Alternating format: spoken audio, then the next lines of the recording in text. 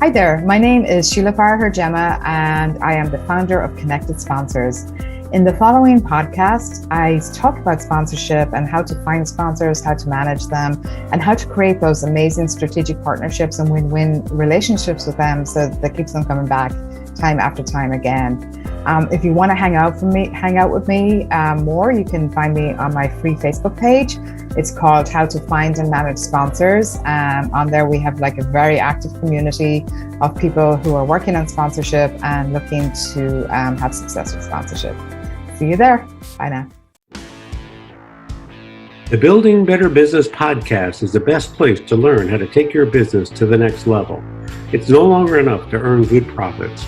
You need to develop a network of connections as well as use all types of marketing to your advantage that will put you over the edge. Hosted by me, Steve Eschbach, a financial executive with decades of experience in dealing with businesses and business people, we'll learn how this all comes together. Join me and my expert guests as we delve into the many facets of owning the business and how to become a good, caring business owner. Listen how making a difference in your community can attract all sorts of clientele, which in turn will build you a better business.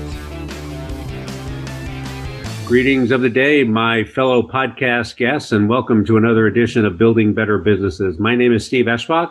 I own a local business here called Transworld Business Advisors. We're in the 40 miles west of Chicago, so we're in the Chicagoland suburbs.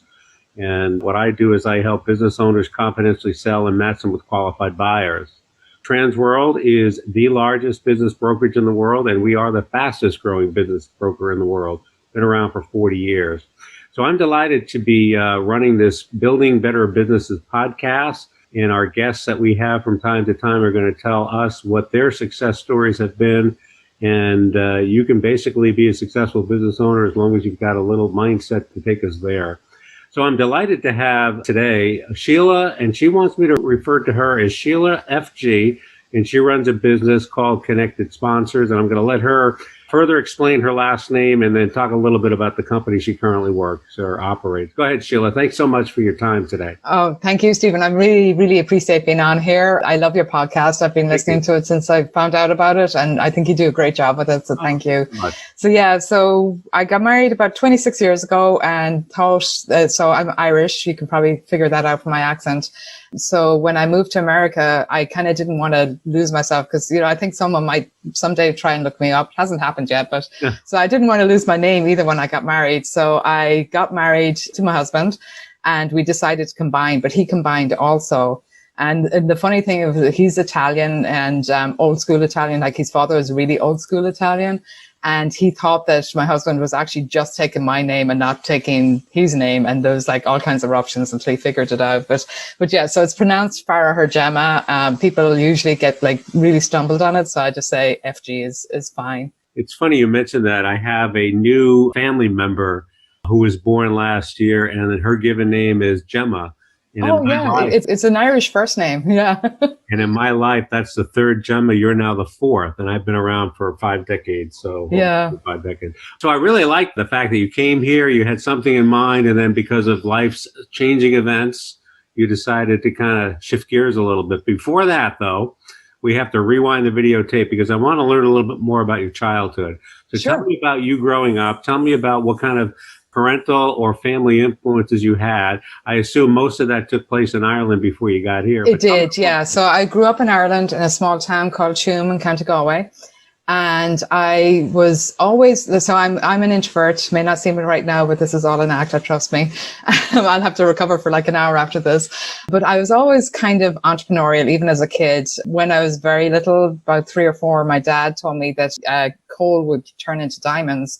So my big plan at the time was I went to the coal shed and I took the biggest piece of coal I could carry and I brought it up to the back of our garden and I buried it. And I figured, by the time I was old as him, because he was really old at the time, like he was probably in his 20s, and that was, to me, was really old, that I would be rich and I wouldn't have to worry about anything. So obviously that first business did not work out, but I was always kind of doing things like my poor sister, she's 4 years younger than me. And I started up this kind of summer camp for kids when I was about 8 or 9 and charged them, like, they actually know that nobody paid because they didn't have the money, but they charged them, or tried to charge them pennies. But I made her go out and get them all and bring them all in because I was too shy to ask. But yeah, it's just my parents are both working. They both worked for themselves. My father was in construction, so he kind of took over from his father. So it was a family business. And my mom was a pharmacist and ended up opening 2 different stores before she eventually retired as well. So it was always kind of in the books, even though they really reared me to go to college, get a degree, get a nice, good permanent job, which I did start out doing, but ended up pretty soon having to not do that because it just wasn't suiting my lifestyle at all. So your story raises my eyebrows a little bit because even at a young age, you actually engaged your sister to help you do something that you were not comfortable with. So right. I think earlier on that demonstrates that you need to surround yourself with people who can do some things better than you can, but the collective effort, I guess, gets you to where you want to go. Is that what you're saying? Exactly. Yeah. You got to delegate the stuff that either you don't like or you just don't have, you're just not good at. But you don't want to abdicate the stuff. That's the difference. So you can delegate, but you want to make sure that you have an idea of how to do it and what's going on so that you can manage it if you need to. But yeah, definitely don't spend your time doing something that you don't like doing or that's difficult for you. Absolutely. So very briefly, where was your corporate stop? Is that a name that people might be familiar with? And how long were you there? And was it the corporate executive role that drove you out? No, not executive at all. So my background is I have a degree in biochemistry, believe it or not, which, is very entrepreneurial. I guess it is for some.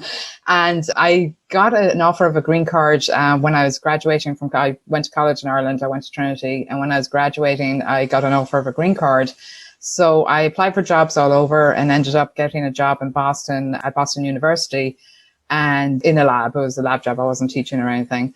And kind of had a couple of jobs after that, met my husband, ended up getting married. That was the big fear. I came over here like at 22, 23. And if you told me I was going to be here for the rest of my life, I wouldn't have gotten on the plane. I'd been like, no, I can't do that.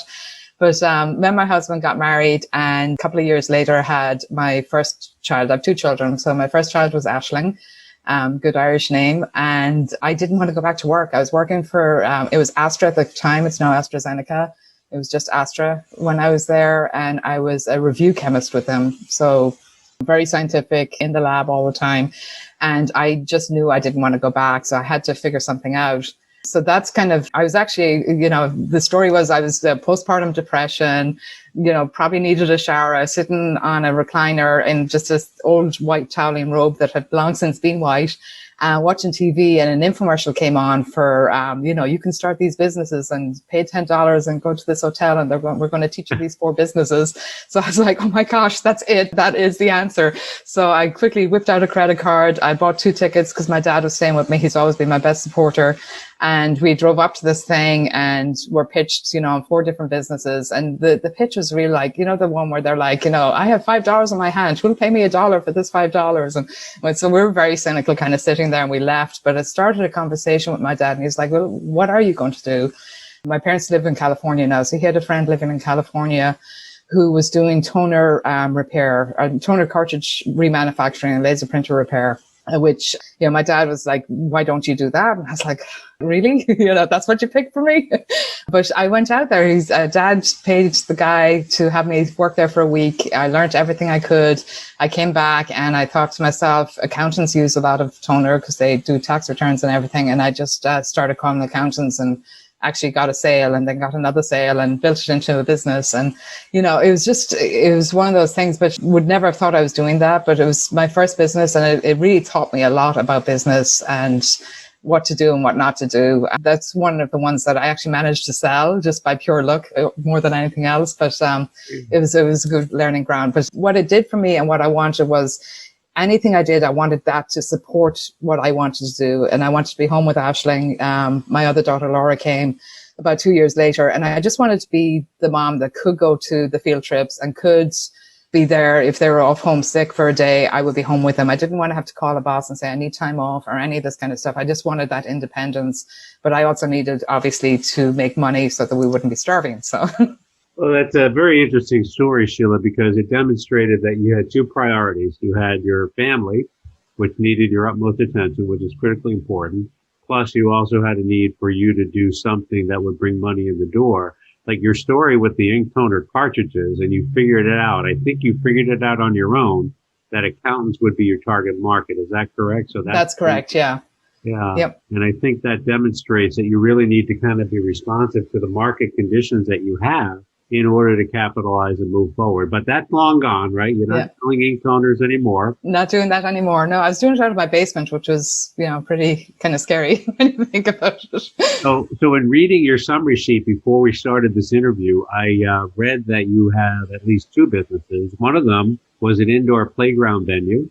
Uh-huh. Right? That was one. I don't know if that one's still up and running. And then the other, which is Connected Sponsor, I think, has to do with real estate, has to do with education. Am I kind of right in the general? No, so that's the other kind of entrepreneurial thing. I've kind of bounced around a lot. So I did have the Scallywags. I ran that for about 5 years. That was the second one that I managed to exit from. So I sold that to somebody else after about 5 years. It was, a great business. It was a kids' indoor playground. We did about 40 birthday parties every weekend, if you can imagine that.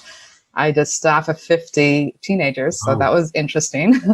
And then I was real estate for a while as well. I had a company called Foreclosures Mass. We did foreclosure data for real estate investors and teaching how to invest in real estate, which that was one that we should have sold and didn't. And after kind of 2008, 2009, it was kind of worthless because you could buy a foreclosure with a side of fries in McDonald's at that point. So, it's just like, you make mistakes. Sometimes sometimes you don't, and you just kind of have to move on and be with it. Sheila, I would argue no one ever makes mistakes. They just go through a lot of learning experiences. Exactly. Before we get to Connected Sponsors, which you're going to demonstrate sponsorships are critical for business success, you sold the ink toner cartridge business. You sold the playground business. You didn't sell the other one.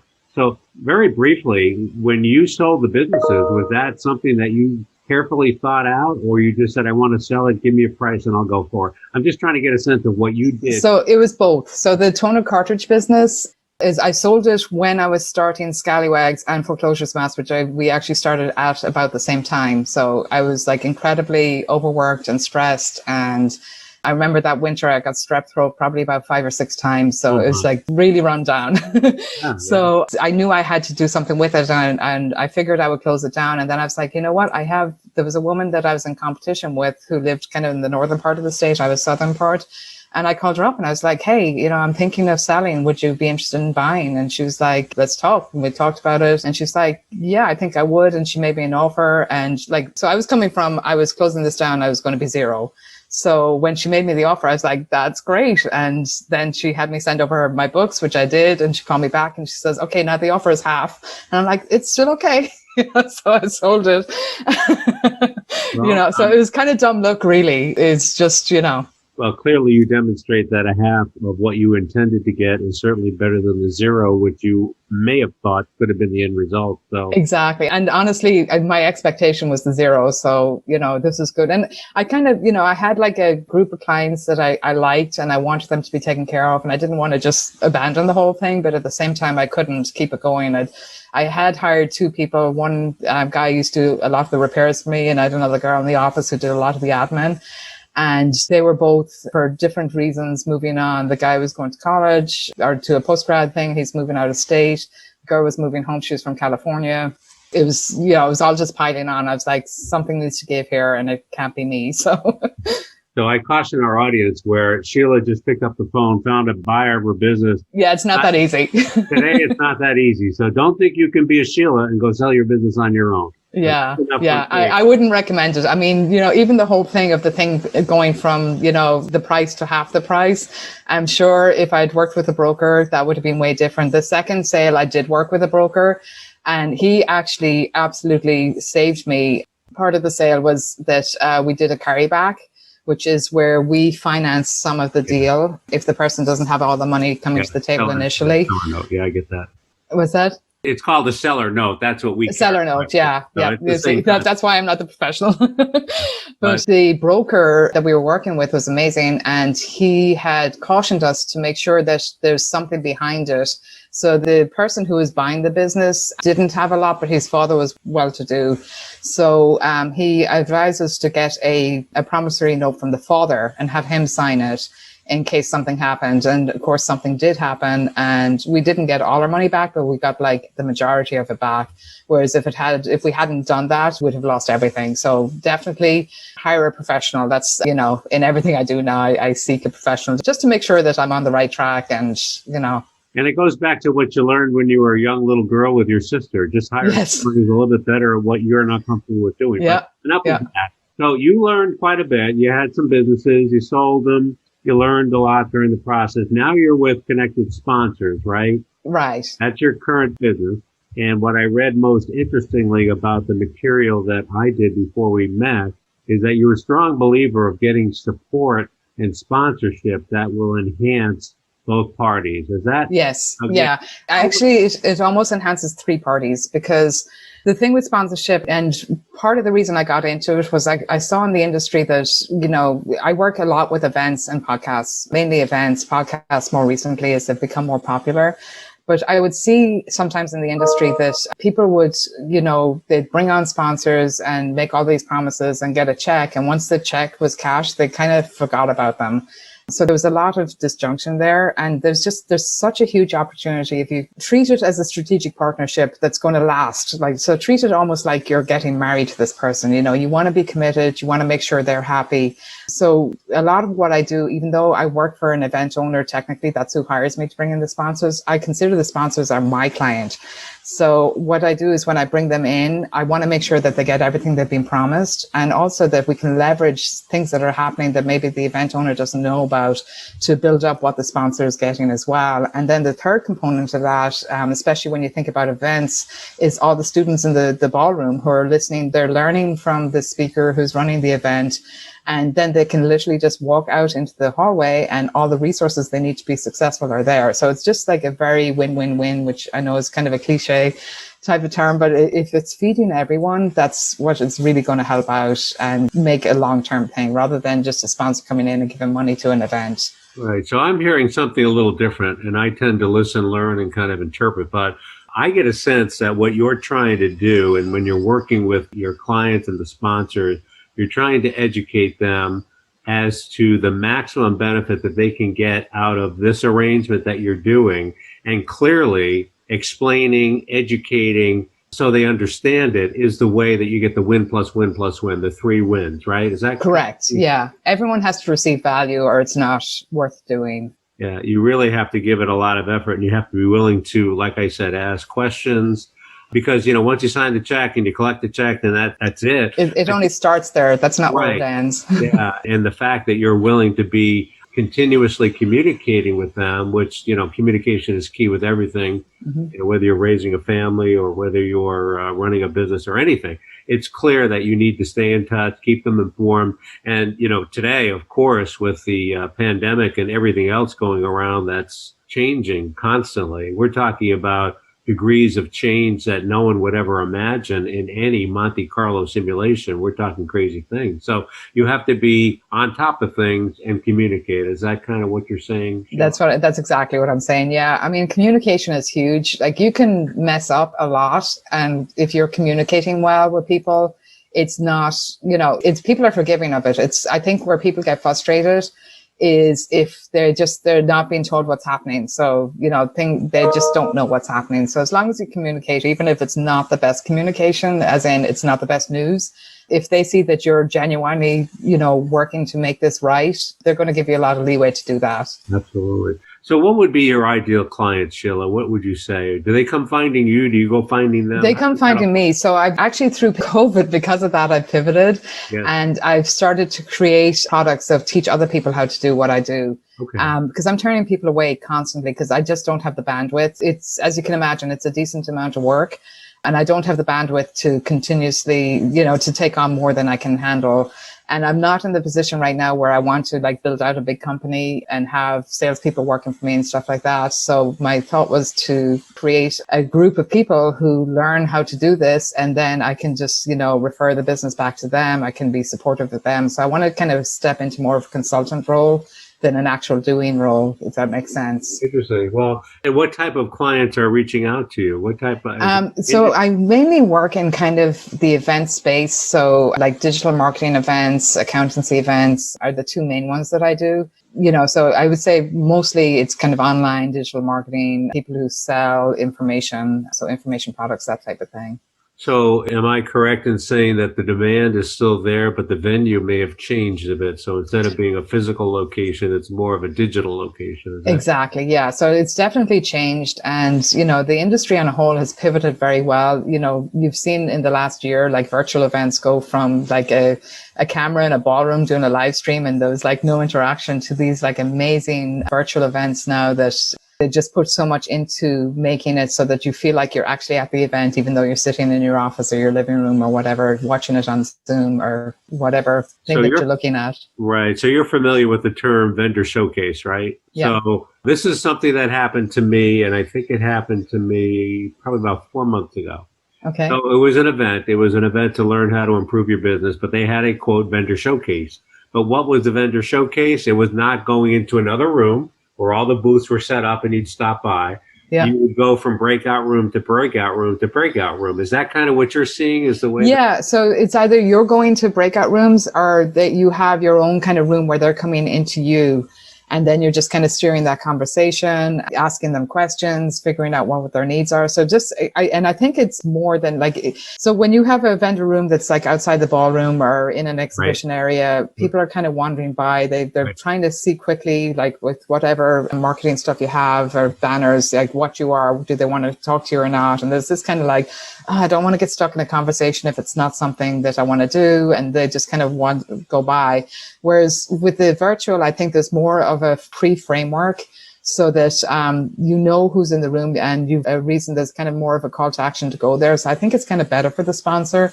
And then I think the conversations are better as well. I've actually sponsored a couple of events and I've been in events that are sponsored. And obviously I'll go to all the rooms because I want to see what's going on and what I can learn. Yeah, I'm going to add a little commentary to that. So when you go to an event that has these so-called virtual showcases, you should be encouraged to go in and out of the rooms on your own. I do a lot of business networking virtual events, and they assign you to a room and they expect you to stay there until the break room time period ends. Here, they actually encourage you to mingle. So basically, you're going in a break room, you're listening, maybe interacting, and then you're exiting. It's kind of interesting. I mean, you're doing the same thing as you would in a hotel ballroom, visiting the various vendor booths, but now you're just electronically entering the so-called vendor showcase table. Right. Very fascinating. Yeah, it is. I mean, everything's changing and we just have to kind of, keep up with it and innovate and improvise ourselves as well. So this is kind of crazy. So you're successful because you had two businesses that you had to get rid of because you were overwhelmed and it just didn't fit your lifestyle. What would you say? And I'm going to ask you two questions. Number one, what was the most impactful advice you got along the way to get you to where you are today? And then the follow-up question to that will be, is that the same advice you'd give others who want to do their own business? Or did the advice you get way back, you implemented that, and now you've discovered there's something else to tell people going forward? So I'll leave that up to you as how you want to answer both questions. Good question. I think the best advice I got, I was very involved with, it was Glazer Kennedy Inner Circle, GKIC. And one of the owners of that, Dan Kennedy, always said, the money is in the database. So, you can have a business and you can have, a product and whatever. And I think people focus on that rather than, if you don't have the customers, you really don't have anything. So that's something that, in business, I've always, like, from when I heard that to now, I wouldn't change my mind on that. When I had Scallywags, one of the things, because it was kids coming in, there was a lot of security concerns. So everyone had to check in at the front desk. And the way I did it was I did it by the last 4 digits of their phone number, but I had to register everyone. So I registered all of the kids with their birth date. So every month I would send out probably between 1,000, 2,000 birthday cards or big postcards the month prior to their birthday saying, hey, Scally, which was our mascot, knows it's your birthday. Happy birthday. And then all the information about birthday parties. And these were gangbusters. I mean, it was amazing. But if I didn't have that date, like if I just like taken money at the counter and had them come in and not know who they were, I wouldn't have had that. And it's something in a business that you can turn on. If you're having a hard time and you need to like get money quickly, just make an offer to them, It clearly demonstrates that knowledge is powerful. I was just on a presentation last evening, and I go to these events and I always try to take away 1, 2, or maybe 3 snippets. You can't take away every piece of content, Right. every Yeah. PowerPoint slide, but knowledge is powerful. And what you're demonstrating there, Sheila, is that, if you have this information and you're genuine about the subsequent reach outs, it can work. It can absolutely work. Yeah. So is that the same advice you give business owners going forward? Absolutely. Yeah. All right.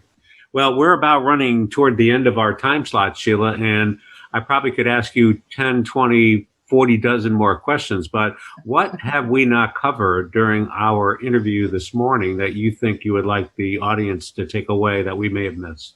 So I think, just we were talking just before we went on air here, and I said one of my favorite sayings is seek the swift sword. So the whole thing is, if you're going to make mistakes, which you are, absolutely, I can guarantee you that, make them quickly and move on. So don't get caught up in the, the analysis and should I do this? You want it to a certain degree. Obviously, you want to do due diligence, but you want to get to the point where, you're moving forward, even if it's just like baby steps. Keep moving forward rather than getting caught up in the, should I do this? Should I not do it? Yeah. So that would be my parting words. So I'll just add a little bit to that. I was in investor relations in my corporate life, and I would train C-level executives to communicate their story to Wall Street.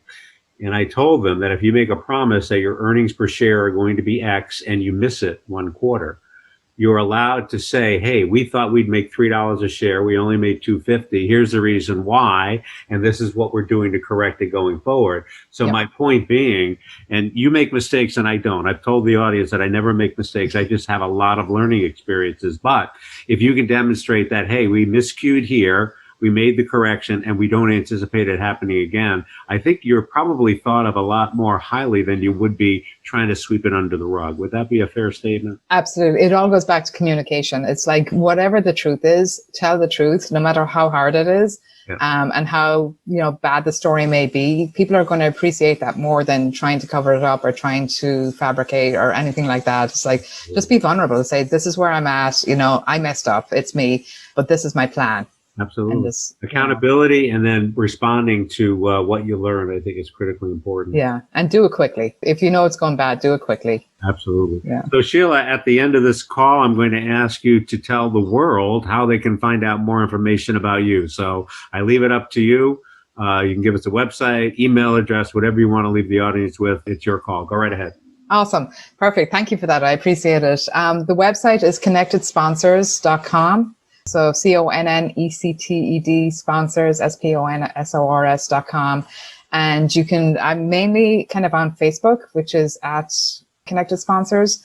And if you wanted to email me, it's info@connectedsponsors. Yeah. So thank you so much. I'd love to hear from your people. Great. The last point I'm going to make, okay, for this, for those of you concerned that COVID-19 is going to turn everything upside down, it's just going to change things. So the events still happen. They just happen in a different format. And I think we learned that from Sheila today. So thank you very much for your time. I appreciate it. And thank you for joining us for another edition of Building Better Businesses. Look forward to the next time. Thank you.